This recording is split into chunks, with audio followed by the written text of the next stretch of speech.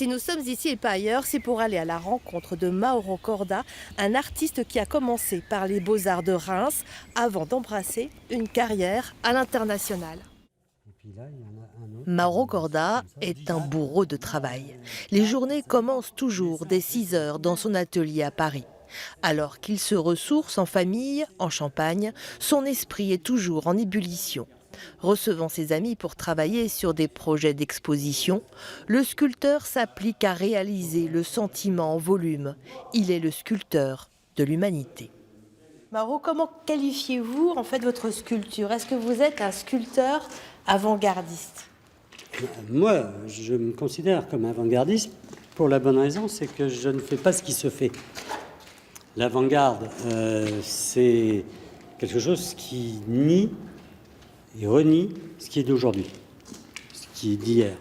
Mauro Corda travaille beaucoup et par conséquent produit beaucoup. Le sculpteur réalise en moyenne une dizaine d'œuvres par an. Bronze ou résine, l'artiste maîtrise son art à la perfection. Avant même le sculpteur, c'est l'homme.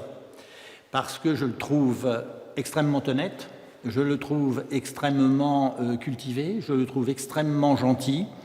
Vous avez remarqué, au regard de ses œuvres, qu'il est non académique mais classique et qu'il sait sculpter, ce qui n'est pas du tout le cas de tous les sculpteurs ou en tout cas de tous ceux qui se vantent ou se targuent d'être sculpteurs.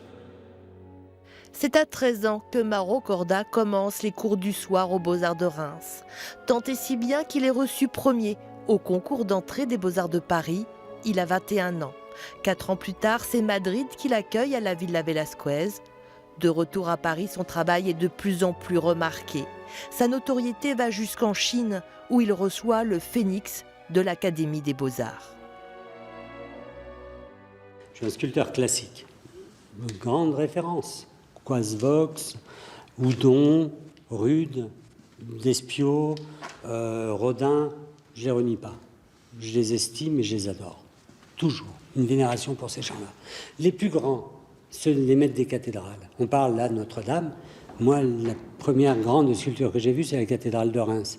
Là, j'ai été ébloui. Depuis, je suis resté toujours amoureux de Reims. Et je regardais ça avec une tendresse, parce que justement, il y avait de l'humanité à l'intérieur. Et comme ça, de fil en aiguille, je suis arrivé à essayer de recréer mes premières émotions, essayer de continuer le labeur et le travail acharné de ces gens qui essayaient de remettre de l'humanité, du sens à la vie des autres.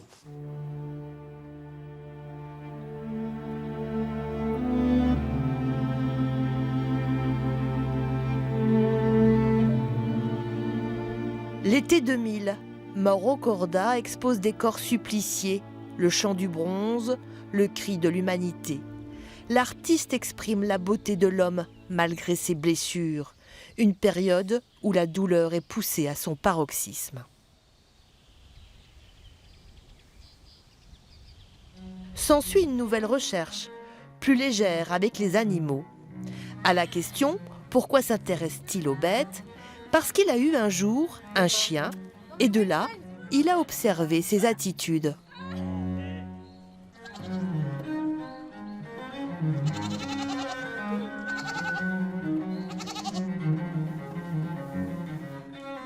À la naissance de sa fille cadette, Mauro Corda va développer un nouveau thème qui lui tient à cœur.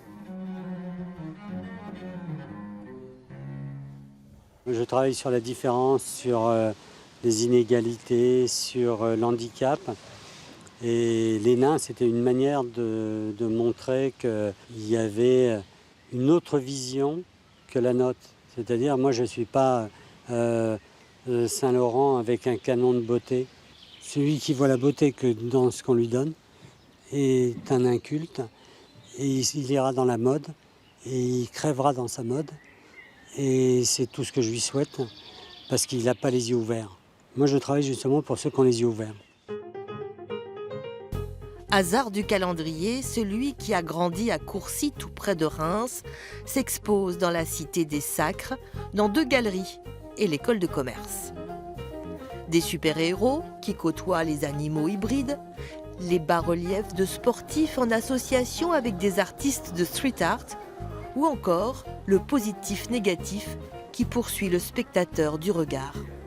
Mauro Corda, c'est plus de 40 ans de sculptures exposées et vendues dans le monde entier. Mais à ce jour, aucune ne trône dans la ville qu'il a vu grandir. Comme dit l'adage, nul n'est prophète en son pays.